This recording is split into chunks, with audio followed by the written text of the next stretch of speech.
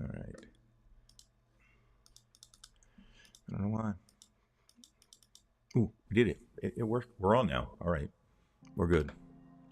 So, yeah. All right. We're good. At least I think we're good. Yeah. All right. Good evening, everybody. Sorry about that. We are on Instagram.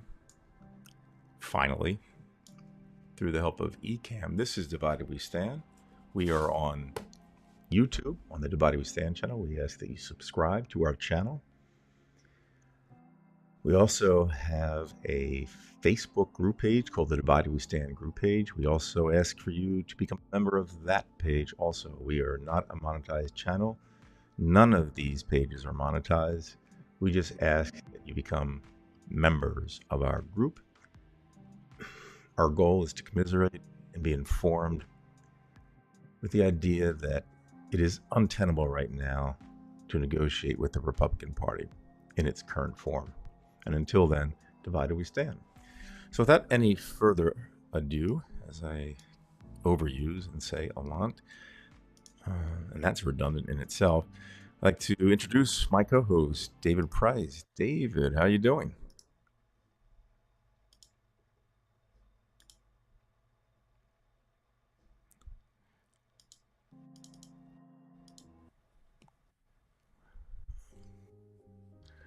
All right. Can you hear me? Yep. Can you see me? Yep. I can't see me. Now I can see me. Okay. Do you have any idea at all? Like, are there other parts of your life that are, I'm looking for the word, I guess it would be as fucked up as your ability to do the show? Now, this is a new thing, as you know. And for those of you who don't know David Price is a retired journalist and educator who resides in Arlington, Virginia. And he's a good friend of mine, and he jokes around a lot. So he's only half joking. I'm being one of them. It is screwed up tonight. I admit it is a bit screwed up tonight, but that's because we're trying to get to Instagram. We're really trying to get to Instagram because that's kind of important. We'll see what happens, but yeah. So hopefully, if you are out there, just please tell us what platform you are using in the comment section. We've got Joey here. We've got Global Solidarity. Global Solidarity. Global what? Solidarity. No, you said it. How'd you say it the first time? I don't know. Solidarity. Serendipity or something like that. Serendipity. You're just horrible. Okay. At all Is this serendipity? Would this count as serendipity, Dave? No. It would count as incompetence. No. Look, this is what happens. New therapy is the old therapy. Good to see you, Global Solidarity, and not serendipity. But I guess it's serendipity that people have shown up, so that's nice. And we have Joey Fulcher here out of Cherry Hill, New Jersey. Our good friend Joey. Joey, how are you doing? If you're new to this channel, please remember, we appreciate your subscription. That's all we ask for. So if you're watching this after the live program, that's great. Just please subscribe. And that's that. So anyway, Dave, how are you doing this week? Well, you're excited about being on Instagram. If it was going to bring in a lot, I would be more excited if we were on Truth Social. What do you mean? That's Donald Trump's platform. Right, I do know that. Well, would you want to be on that? I suppose if I wanted to get people irate enough to come, it would be an interesting my house. It would be an interesting experiment to try to see how long a show like this would last on something like that. They would try to abuse us. I think that would happen. I think. Well, I don't see that. Doesn't bother me. I like that. I just wonder if they would censor you. And unfortunately, there's a lot of that going on. I may talk about it a little bit later. Censorship and what can we say and what can't we say and what should we say and what shouldn't we say. And it gets a little bit more complex. But the one thing I can guarantee is with Donald Trump, it's only going to do two things: get more complex and get worse. That is a guarantee. And that is true. And and it was only seen that it couldn't get worse, but apparently it can. Oh no, it can and it will. You haven't, as you know, probably somebody would say, you ain't seen nothing yet, unless Donald Trump is not elected the next president of the United States.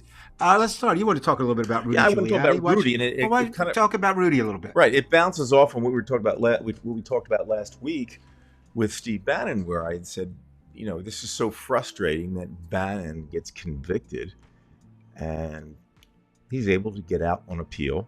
The judge basically gave him, you know, a get out of jail free card by saying you can appeal because the appeals get lost in the courts. So as we know, Rudy Giuliani was convicted, and I suppose the most recent court appearance was for the damages, which turned out to be $148 million. Great news for us, bad news for Rudy, but Rudy seems to be sticking to his guns. And I wanted to show you a quick video of what he said right after the court proceedings were over with. So let's go check on the web here. At the time, this was breaking news. Now it's, of course, after the fact, but who cares? Okay. So we'll listen to Rudy. And if there's any problem with the volume, folks, you'll tell me. I'll make sure everything is hunky-dory. Dave, you'll just tell me if you can hear it. Where I've not been allowed to offer one single piece of evidence in defense, of which I have a lot. So I am quite confident when this case gets before a fair tribunal, it'll be reversed so quickly, it'll make your head spin. And the absurd number that just came in will help that, actually. Why did you choose not to testify today? Why do you think it was unfair? We got these things behind unfair tribunal. Why do you think it was unfair? Because I cannot go into the details. I didn't testify because the judge made it clear that if I made any mistake or did anything wrong, she was considering contempt. And this judge does have a reputation for putting people in jail. And I thought, honestly, it wouldn't do any good. Do you still believe that what you said about these two women in the wake of the 2020 election was truthful? Do you still believe these claims? Still believe those I have no doubt. I have no doubt that my comments were made and they were supportable and are supportable today. Okay, right there, Dave. He says, I have no doubts about the comments that I made and that they're supportable. Yeah, well, of course he has no doubt about the comments he made because he knows what he said, and that's not saying anything. And supportable by whom? So he's becoming this wordsmith, this type that we've all too often been hearing when you're trying to avoid having to be, held accountable. It's this, as I guess in what was it, 1984, Newspeak, that kind of thing. Mm-hmm.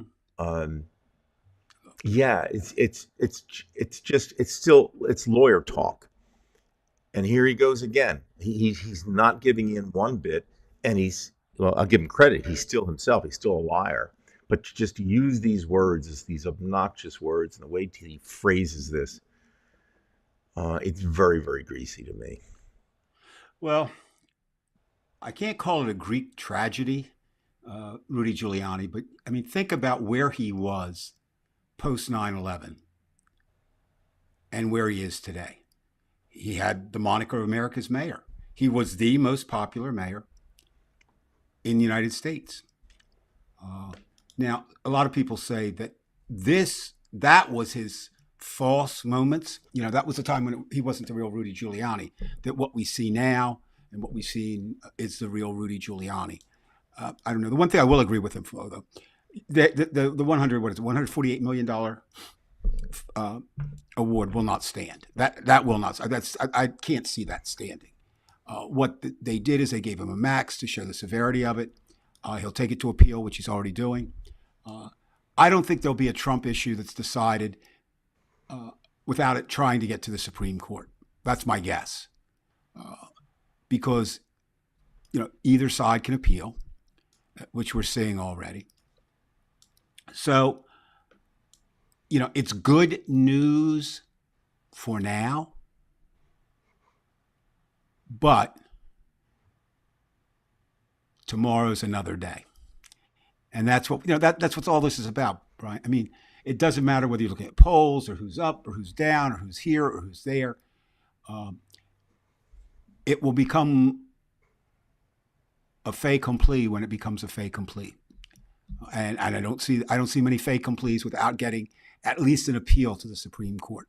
Right. So everything leads the Supreme Court, it seems like, in all of these cases, because it's appeal. And it's been very effective for Steve Bannon. Well, the other thing is the courts move relatively slowly, depending on what they're doing. I'm going to be kind and say, in this, we've never seen anything like this in American history. And so I think judges are going to be somewhat cautious in terms of, rushing into anything and looking at it and making sure. But again, I mean, it's great. I mean, I'm celebrating the news. I mean, it says Rudy Giuliani was guilty of defaming these people. And that, of course, lends credence to the fact that he and Trump and everybody in this, election stolen business is wrong. But again, it's not over. That's all. That's all I'm saying. It's not over. And the problem becomes, and I think we have to keep aware of that, we have a 6-3 conservative court, right? Roberts, as I've said before, is the Chief Justice. He has to rule sometimes as the legacy of his court and not as a conservative. But even if he joins the other 3 liberals, it's still 5-4. So you have to look for other support. And I don't see Alito or Thomas. But the weak man that he is, Dave, if I see Roberts as milquetoast. I mean, it was evidence during the impeachment, or the second impeachment, whatever he presided over. It doesn't matter. He seems like milquetoast to me. So what happens if, just by chance, somehow it goes 4-4 and Roberts is the deciding vote? Well, then he'll decide it one way or the other. Right. But are you confident that that legacy he thinks of? I think it enters into it, but it depends. I mean, let's put it like this. He's the only person on that court who has to worry about the legacy of that court. Everybody else has to worry about their own personal legacy, because it becomes the Roberts court. So I think you've seen him side more with the liberals than many people suspected. Am I confident? No, of course not. And where do you turn for that? Where do you turn for that fifth? Let's say Roberts does come in. Where do you turn for that 5th vote? Thomas? I don't think so. Alito? I don't think so. And that leaves you with Gorsuch, Kavanaugh, and Coney Barrett. Yeah, and they're all Trump appointees. And that's not to say, I mean, let's not get carried away. It's not to say that they owe Donald Trump anything. They really don't when they get to the Supreme Court. That doesn't mean they don't fear him. I mean, they're still human beings. Exactly. My point is, but they don't, this idea of he was appointed, they owe, it's more to party allegiance. And the unfortunate thing is Donald Trump is the Republican Party right now. See, the way I'm looking at this, because again, they are human beings, very fallible and very attuned to their own conservative viewpoint.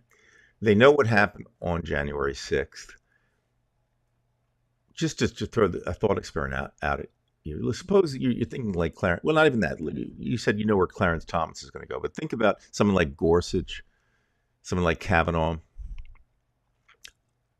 What if, they know that there could be that deciding vote, and they think, well, geez, you know what? If I'd really like, in this case, to go against Trump or Giuliani, whatever it is, but I know how those constituents of Trump can be, and I remember what happened on January 6th, and they'll come at me. See, I think they're not afraid of the liberals. They're not afraid of the abortion protesters. I don't know. I really think this is. I would think. Well, we already know that there are congressmen who, at least privately, have admitted that part of their voting procedure was done out of fear of retribution. Mm-hmm. Supreme Court justices, I mean, I'm not friendly with any of them. I've heard quite a few speak in my time here in D.C. And they really are a law unto themselves. Do you know what I mean? I don't know. I don't know how much that would impact their decision. I think it's more along the lines of philosophically, theologically, politically, they're opposed to anything the Democrats do. Right. So I think, the court is divided. We stand more so probably. Well, I guess, more so than America, because there's really no swing vote, if you will. Do you know what I mean? Right. In America, we have a whole third of the country. I mean, let's be honest. A third of the country supports Trump. A third of the country supports Biden, and a third of the country doesn't vote, or we have to get them to vote. Basically, okay. Nobody, and every show, Supreme Court on December 12th that settled a recount dispute in Florida. Yes, it did. Right. And to this day, probably Al Gore won that election with Florida and the hanging chads, if you remember, and some things. Again, politically, you can look at it, Gore didn't win Tennessee. It's pretty hard to win a presidential election when you don't win your own state. Again, that election is passed, but we do know that the Supreme Court can rule and can decide a president from that case, correct? Mm-hmm. One of the things, if you really want to get weird or scary now, there are some pundits out there, political observers, who think that maybe neither candidate will get enough of a majority, and it will be the fact that it'll be thrown into the House of Representatives. Well, we know what that's going to be. Right, we do. At least today. And that's part of the problem. You've got Trump, you've got Trump's people, you've got MAGA, you've got the court, Supreme Court, and you've got the House of Representatives. That's a lot of power. And behind that, you have the governors. That's true also. Yeah, I haven't even looked at that. But I guess my comment is that decision to me says that Rudy Giuliani was wrong. I mean, Rudy Giuliani can say anything he wants, but that decision says that he defamed those two women, and so much so that he had to be punished by it. I mean, that's it. And there's a whole bunch of interesting things if you break down. And I don't have the figures in front of me, but there's X for punitive damage, X for all kinds of different things. So it's not a $148 million lump sum. It's broken up into these categories, and that could be adjusted.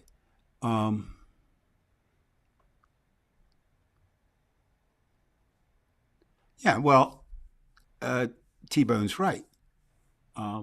I don't know of any place that doesn't have divisions, whether it's a family, whether it's a neighborhood, whether it's where you work. And I can't understand how anybody can support Donald Trump, but that's because I'm not a Republican. Right. If I were a Republican, maybe I could find some reason to support him. And as you said, we haven't really experienced this before. I don't know if there's any way out of this. You said this yourself, Dave. I don't. There is no way out of it that I can see. I mean, could there be some type of, for example, COVID probably did more to get Trump out than Biden himself in terms of, you look at everything that worked its way through the system to have Donald Trump fail. It seemed like COVID. Is there another COVID moment of some sort that would actually, or maybe anti-COVID? In other words, we've seen what happens with the economy, although they're still trying to do their best to make it seem like the sky's falling. Again, reiterate what I say every show until it's different. People determine the economy on their pocketbook, right? Mm-hmm. Therefore, if price of eggs are going up and going up and going up, now it looks like they're going to come down, right? They started to come down a little bit. Now there's another avian flu out there that they think will influence the rise in prices. Right. I mean, that's really where it's going to go. The media reports numerous ways to look at the economy, but how many people do you know, Brian, who have more than $10,000 invested in the stock market that you know personally? Not many. I mean, the majority of American, when I say the majority, at least 50% do not in any direct way.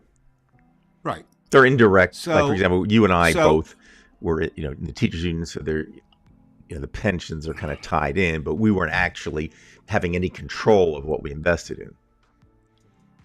No. And that's going to be kind of crucial for this election. Where are gas prices? Where are the price of eggs? Is it still $70 to $100 to walk into a grocery store? I still think that the Republicans would obviously the ones you're talking about, that third, they will vote for Trump no matter what. They want the economy to be bad. They want that to be bad. Well, they want it to be bad now. They don't want to lose money, but if it means that Trump will get in, they want a totalitarian system. Because they believe on both sides, hate liberal, communist.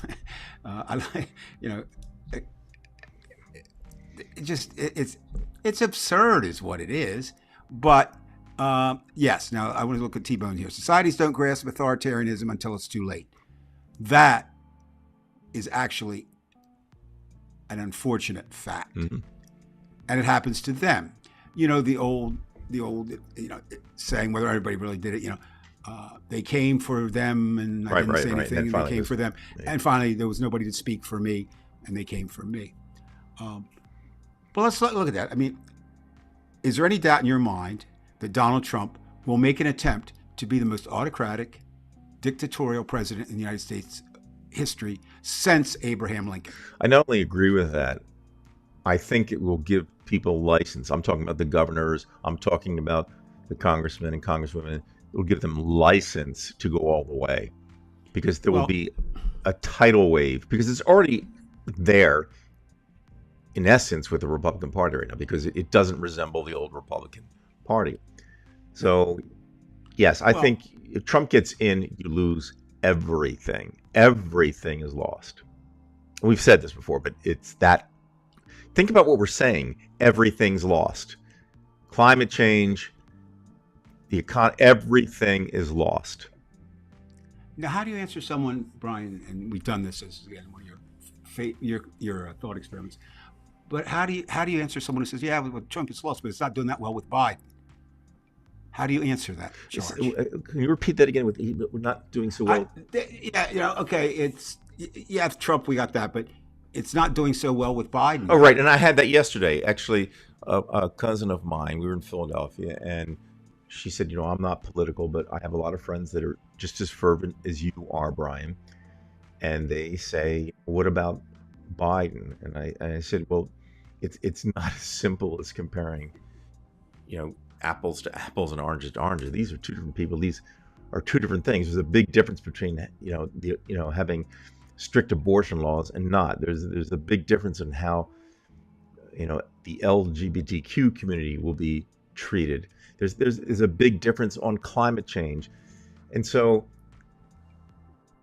what do you want out of Biden? I mean, if you really look at what he's done, considering that he was handcuffed. And he can even be handcuffed by his own party. He's handcuffed, and he's still got things done. Okay, so now I'm going to turn it around to you. What makes you think Trump won't be handcuffed? That's a good question. Because I know my own well, the answer is they don't play fair. They'll do whatever they want, whenever they want, however they want. Right, and I think too. I mean, we mentioned last week. I mean, when you're seriously considering Stephen Miller for a cabinet post, Steve Bannon for a cabinet post, Tucker Carlson for vice president. Most people just want to talk to those like-minded. Global, that's always kind of been the case, but never so much as now. Never so much as now in my lifetime. That's the confirmation bias, at work. I mean, to a certain extent, okay, the country was divided. Not to a certain extent, it was very divided in the late 60s, early 70s, and that. But the cause was two things. It was the Vietnam War,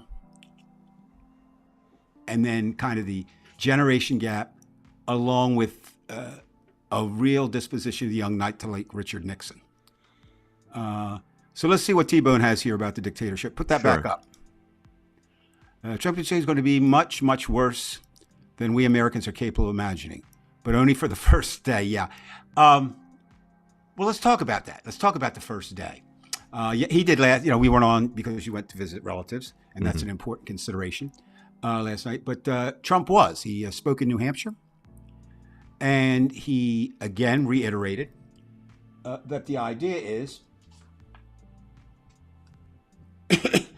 immigrants. Now he spread it out, not just he actually opened it up to Asians and Africans this time, are poisoning the blood of our country.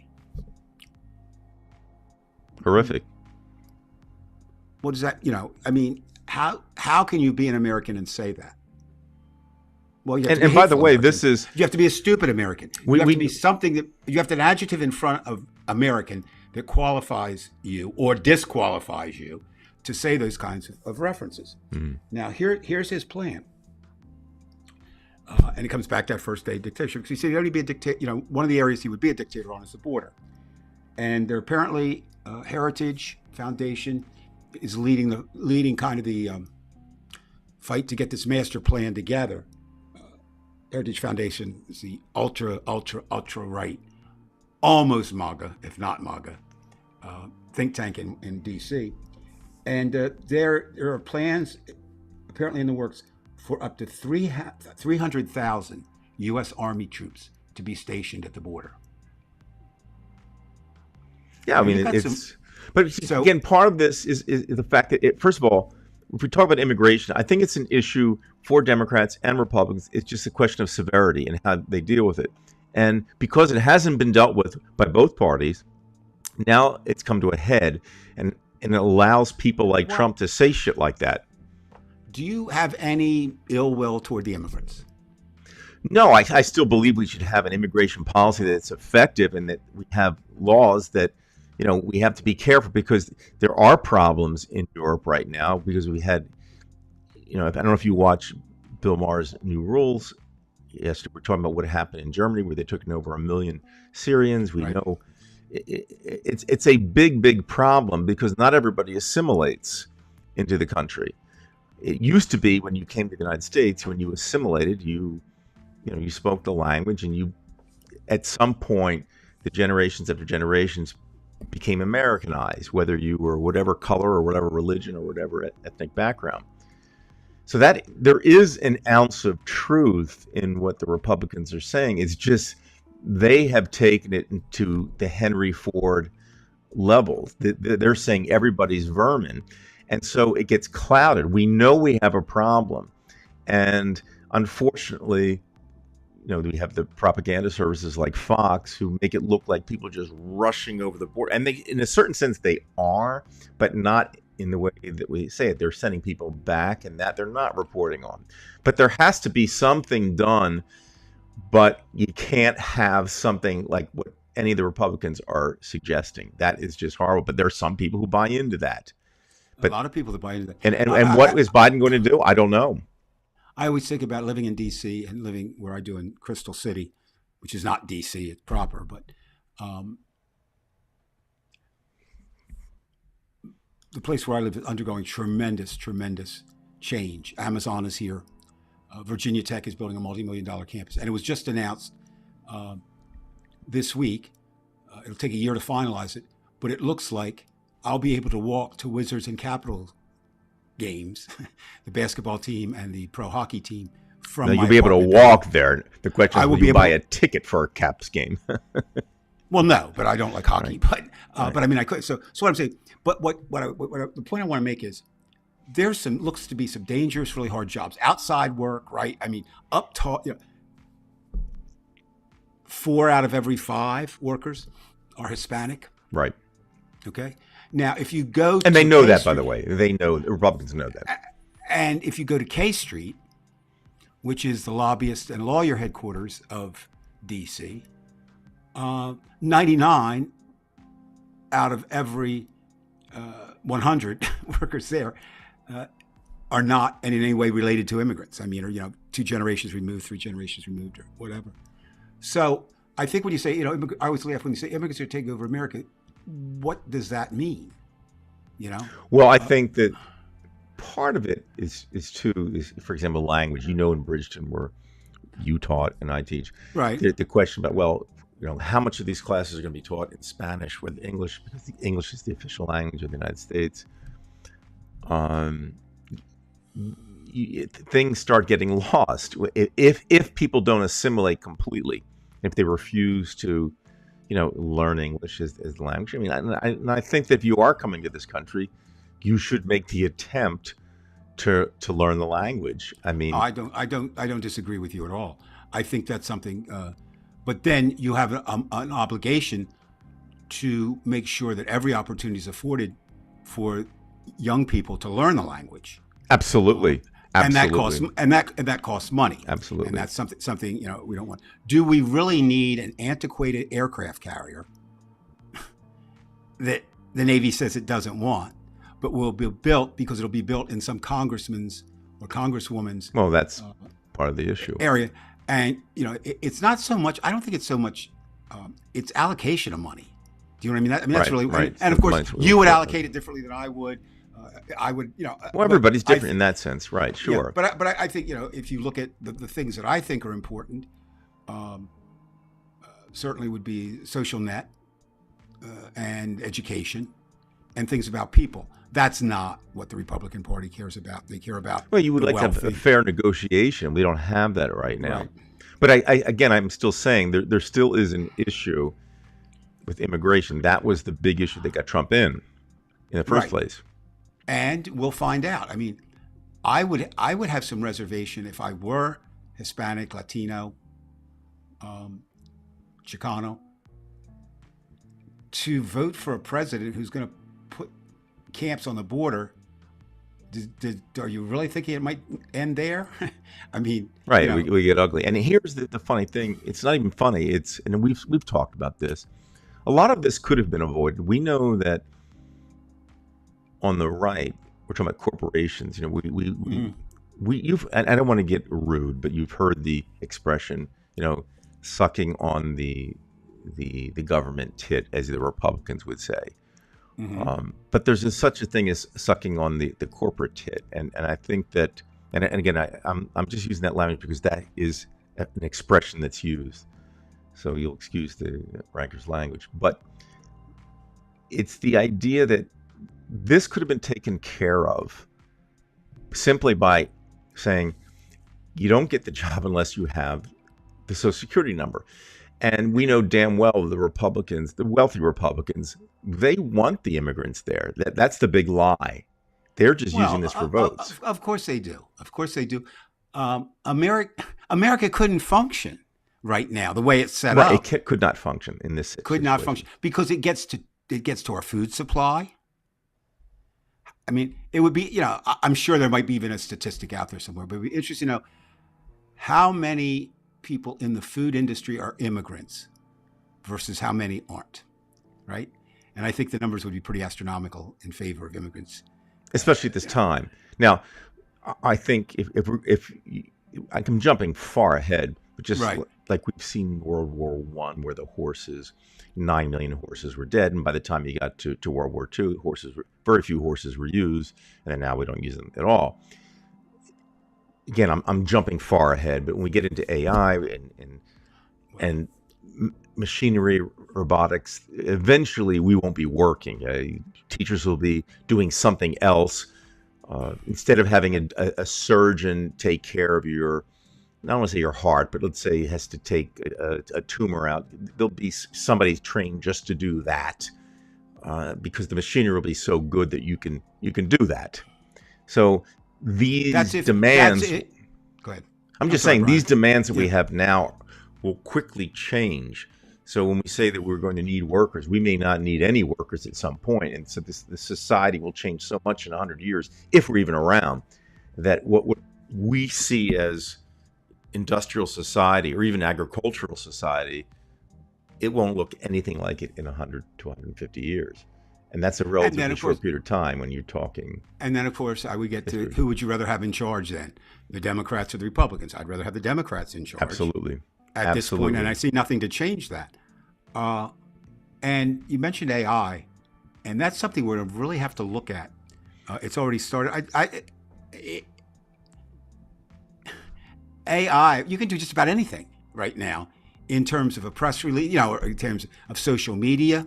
I don't know if you were following the Netanyahu story about the psychiatrist. It's all made up, but it went out. So we're seeing it used for the first time.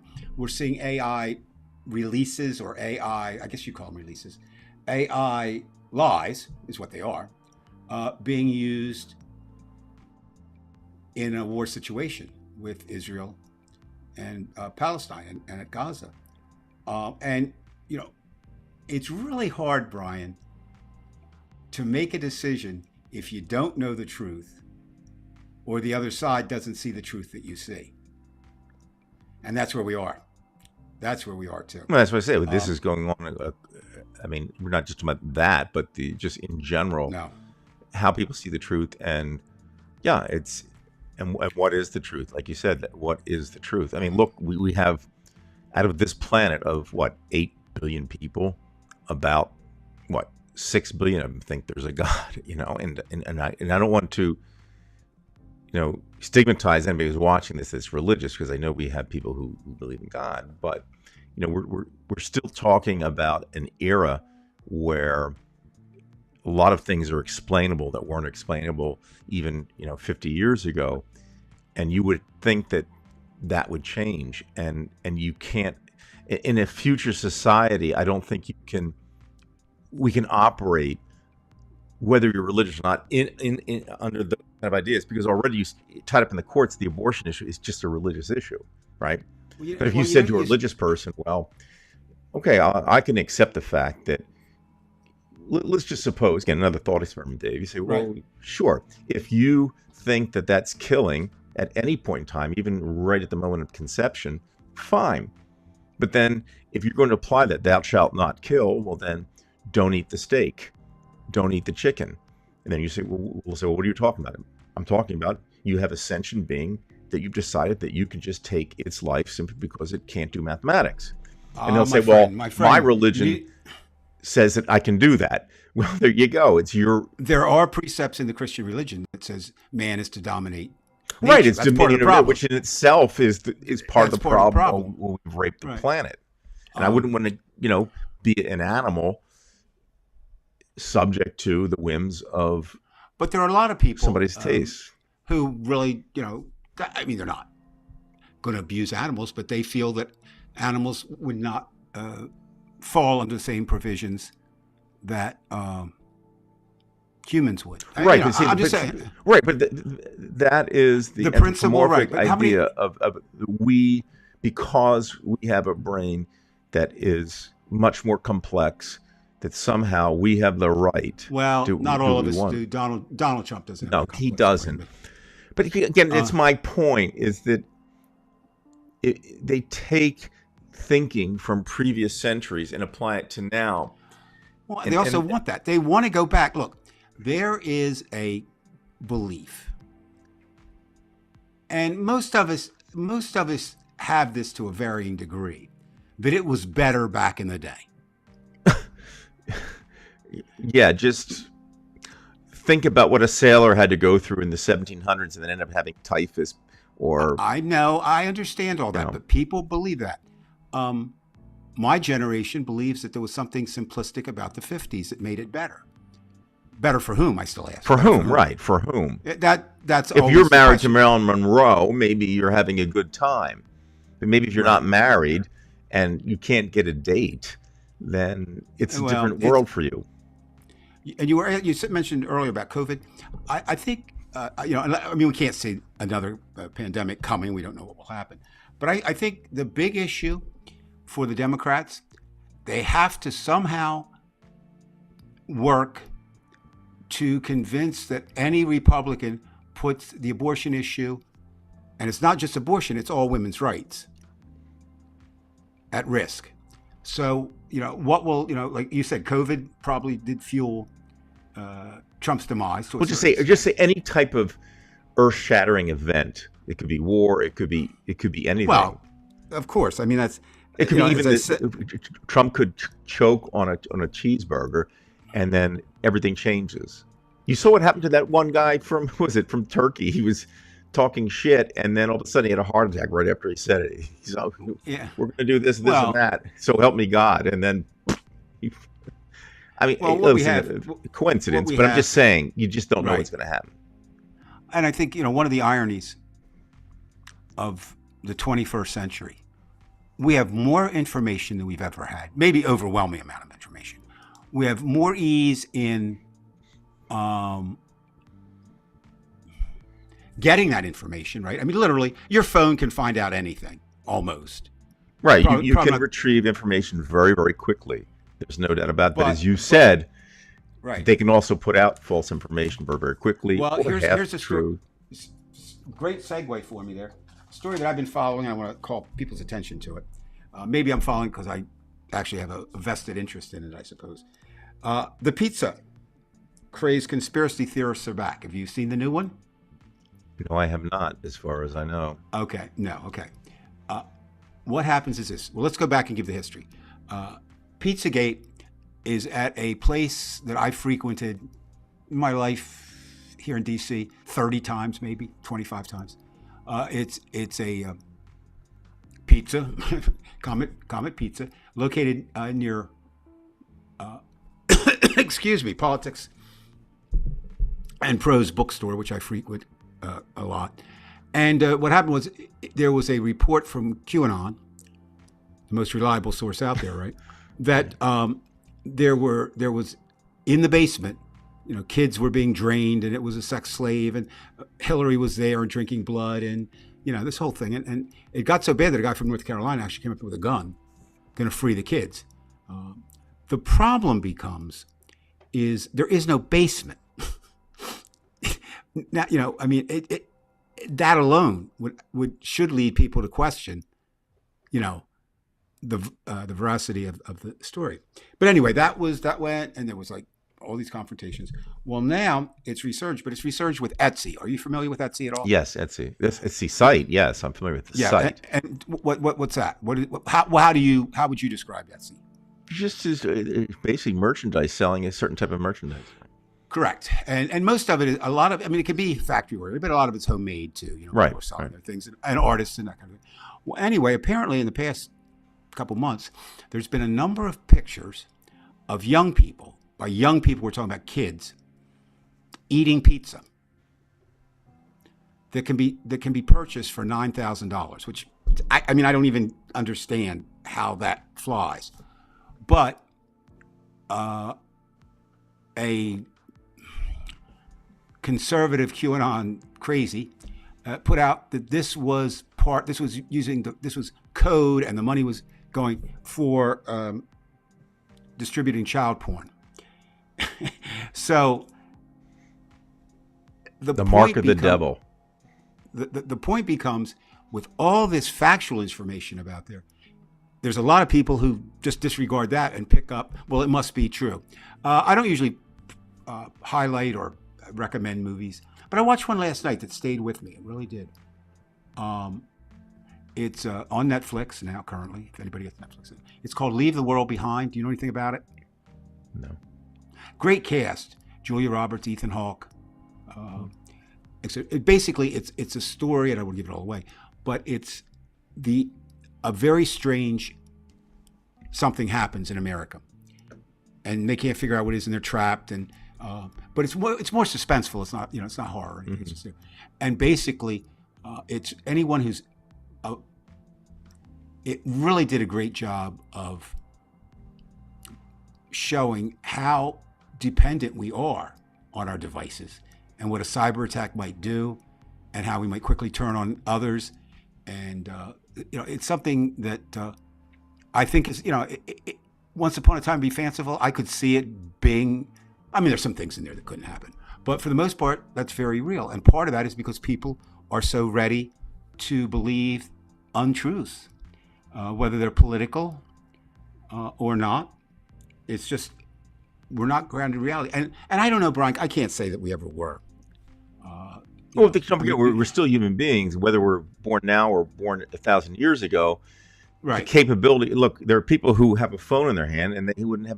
Myself, I don't know all the the circuitry of a phone. Like I'm just using it. I didn't create it. Right. So there's a certain ignorance that's really no different now than it was 1,000 years ago. I mean, Right. you or I, we don't work on cars, and we just assume that everything kind of works, and that's that. And the thing, my point is, though, I think ignorance today is more apparent because you see it.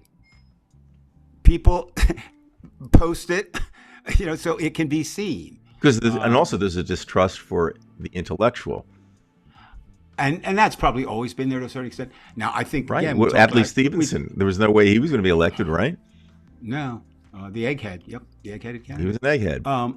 Now, we're seeing that play out, I think, and we'll continue to see it play out even more on college campuses, which have long been attacked by the right.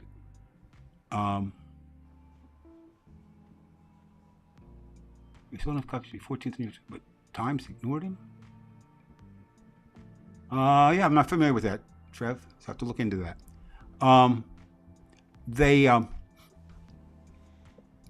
Well, what's this? In short, I guess, I hate that phrase, perfect storm. But Donald Trump and ignorant people Donald Trump is made for them. Well, Dave, how many actual intelligent, intellectual people, if we have a country of 350 million, and let's just say 200 million or 150 million are actually of voting age, of that number, how many tens of millions do you think are actually I was just going to say 4 people, but I don't know. No, I'm just saying roughly. I'm going to guess 40 million. I mean, I don't know, but it's not a large number. No, well, again, it's the idea. You've heard it probably since birth or whatever. Well, you may be smart, and you got an education, but you got no common sense, which sometimes is true. I mean, that's not always untrue, but I think it's people. People are. I think a lot of times I've noticed over the years that people feel jealous or bad about not having a college education, then put it down. I mean, to me, a college education was nice, and it helped me get a few jobs and that kind of thing. I don't think it made me any superhuman being. I certainly could have been the same person. I mean, we still both agree that education is important to have a civilized society. We agree on that. Well, of course, because that's really where you find out what a civilized society should be or could be, right? I mean, you spend, you probably, think about it when, people say education. A liberal education. When you're a child, you probably spend more time than anything else in school, right? I mean, more than sleep. You spend some time with your family or sometimes with your friends, and that kind of thing. Now we're nearing that witching hour again. We got some time, but the one thing we haven't talked about yet is probably the biggest news of the week is that before they went away for a 3-week Christmas break, I don't know how you get a break in Congress because you haven't done anything, but anyway, that's neither here nor there. The House authorized the Biden impeachment inquiry. Right. And it was all 221 House Republicans voted for it. Can't be any more party line than that. Now, I don't care what you believe or what you know or what you say, anyone out there. But at this point, no one, including the Republicans, has demonstrated any impeachable act on the part of President Joe Biden. 100%. None. In fact, some of the things they're ascribing to him would have happened before he was president. And you can't impeach somebody for actions before they were president. I mean, it's just absurd. But you've already answered your own question about this. I assume it's just... But what troubles me is this again? Is this the way we're going to govern? So we're going to do this. We're going to get this impeachment. And I mean, I would feel the same way if there were no evidence against Trump. I mean, there is, but I mean, it's just. Is this now the new form that we'll take to rile up the base and stir our votes and go with that and a party and try to knock the other party down? But do you realize, and you do realize, I mean, how many important issues are there that no resolution? This will go down. They said this is the most ineffectual Congress. The last time was 1931 during the Depression when they kind of froze. This might be the worse than that. It's quite a legacy for those people. Well, it's obviously it's a recipe for complete breakdown of society. Well, and definitely for America, right? And think about it. I mean, so 3 issues that I can think of off the bat, and I'm not talking about small issues. Okay, how much are we going to give the Ukraine to battle Russia? How much, and what is going to be our involvement in the Gaza conflict? And you've got another shutdown looming. I think 2 weeks after they get back in January, and Congress is just ineffectual. And they're basically leveraging the immigration issue on that. And I think that all of that leads, in my mind, when you have this much distrust. 8%, was it 8%? Believe that Congress is effective. I mean, 8% across the board. I mean, it's under double digits. Similar number for the Supreme Court. Similar number for the media. Well, what does that leave you? It leaves you for the public to vote and get them out so there can be movement. But again, the gerrymandering creates the problem. Right. And also, I mean, there's a tremendous, I mean, you're only going to have so many George Santoses, right? I mean, he was just so yes. That's true with you. Absolutely. It's very irritating to think that he did that. He did do that. That's also interesting. He apologized, but you don't do that. Well, the thing is, that's such a dumb thing. Being an English major. Right. Plagiarism is just stupid. Right. It's like, don't do it. But you know what? You get caught up in that. The president of Harvard now, like I said, they dismissed the president. She resigned of Penn. And this is over the free speech involving Israel and the Palestinians. She's being attacked because she plagiarized some things. I mean, I just, again, people just never cease to amaze me to be. George Santos is the extreme, okay? I mean, he made up his whole fucking life. But why do you do that when you don't really need to? Well, you can take I think you can, I mean, obviously you can't plagiarize a word, and even certain phrases you can't, but why take the whole thing and just use somebody else's? Again, it's like a chord progression. You can't copyright a chord progression, but you certainly don't want to take the melody, and this is kind of what people do. Right. Yeah, and that's a very good analogy, Brian, because that's exactly what it is. Because we do have to be careful to say. I mean, people can use, or you could even say things in quotations, or you can say this person had this idea. Now, I many times will quote Emendham, and I'll say like Emendham said this. Now or that. let's bring it around full. I was reading an article, lengthy article this week, about the effect of AI in classrooms, especially in writing, and that's to follow it. I would urge everyone to find some area that interests them, right, and then follow what AI will make those changes to come back. What you were saying, we don't know what the world's going to be like, but we can begin to see it. And this was, very. I mean, students are using AI to write their papers. That's the ultimate. And I think it's in its infancy. So this is.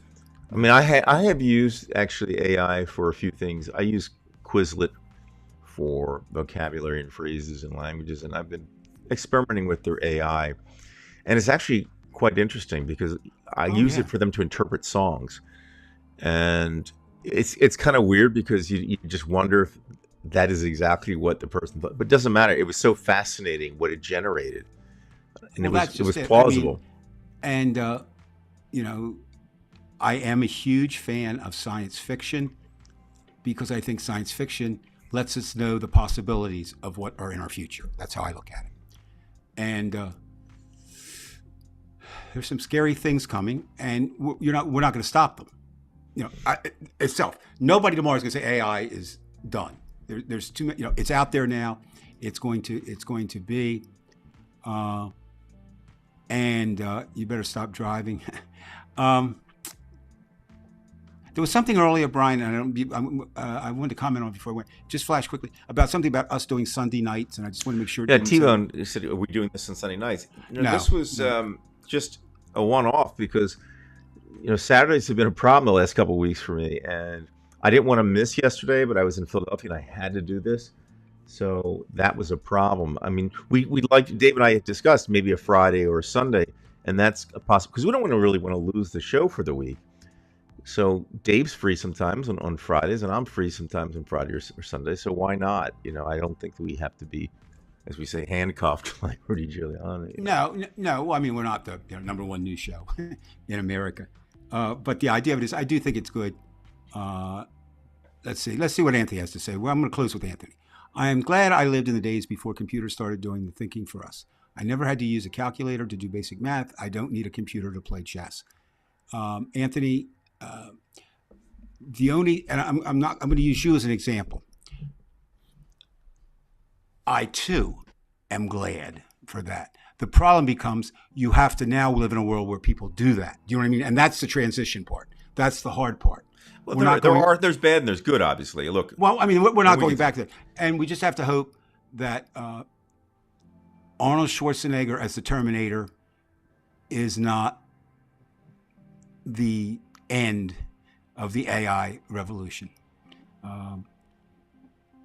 And I think my problem with that is I'm always somewhat skeptical, not of science, but of people who can use the power of science for incorrect measures. So I think I'll close me out. And that's Brian, fine, thanks Dave. for the show. I think you said thanks for listening. And, and we'll be back next Saturday, as my father used to say. Lord willing and the creek don't rise. That was his thing. So Lord willing and the creek don't rise. We'll see you next Saturday. If not, we'll see you next Sunday. And don't forget, we are on Instagram, folks. So it's called Divided We Stand 2024 because I couldn't get the name. I think the name will show us up as Divided We Stand, but the actual Instagram address is Divided We Stand 2024. You know who else is on Instagram? Maybe we could merge. Stormy Daniels is quite a frequenter of Instagram, so maybe we could merge her show. And sounds like you have this strange urge to merge with her. Well, I do have some personal contact with her, yes, and she was just the back. The question is, in what type of merging are you? We'll leave that to the imagination. Okay, yeah, leave the imagination. All right, I'll just end up here. Jeff, hope everything's doing well with you. Parents stayed at college. I got to go to class with her. They all started pulling laughing. Yeah, this is well. My son is a professor at University of Alabama and University of Chicago, and it's a constant battle. And what it boils down to, boils down to how much your students respect you, and how much power you have. And he said you still can't. And he said, they're still doing it, but I mean, you try to have your rules, and that's it. Well, obviously the problems that we have been having in high school are now migrating to the colleges. So, let's not be naive. One last, right, since we ended with the show, I would highly recommend, and you might not like it, and that's fine. It won't insult me. Kind of the discussion we're having tonight, I think, lends itself to Leave the World Behind, the movie on Netflix. So, if you're interested, check it out. I thought it was a great suspenseful movie. But it was one of those movies that I like because it's two things happened. It made you think, and it didn't end. It ended open-ended, not closed-ended. So I think that's important. All right, Brian, I'm out of here. All right, Dave, thank you. And I'm going to just close out right now. Okay, Dave? That's how I like to end it. Too weird. That's good. I'm with that. And we have the emergency room. Emergency room. In room. Okay. All right, I'm going to shut it down. We'll continue this next week on one of those days, Friday, Saturday, or Sunday. But we'll let you know. See you, folks.